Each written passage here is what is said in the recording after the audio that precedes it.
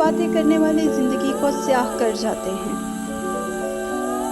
اللہ تمہیں اتنا نوازے گا کہ تمہیں لگے گا ہی نہیں کہ کبھی کچھ کھویا تھا۔ کیسے کہہ دوں کہ تھک گیا ہوں میں، نہ جانے کتنوں کا حوصلہ ہوں۔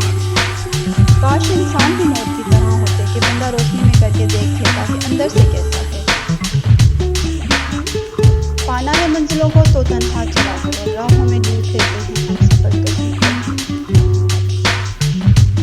کیا خوب تھے وہ بچپن کے دن جب دو انگلیاں جوڑنے سے دوستی ہو جایا کرتی تھی، اب تو گلے ملنے کے بعد بھی منافقت نہیں جاتی۔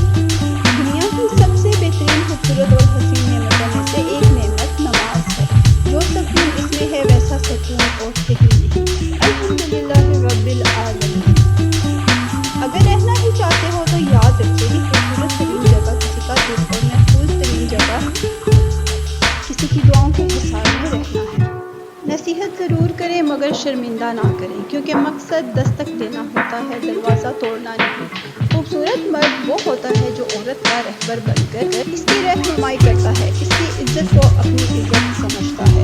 اگر ویڈیو پسند آئی ہو تو لائک کیجیے گا، سبسکرائب کیجیے گا۔ بہت شکریہ۔ اللہ حافظ۔ اللہ نگہبان۔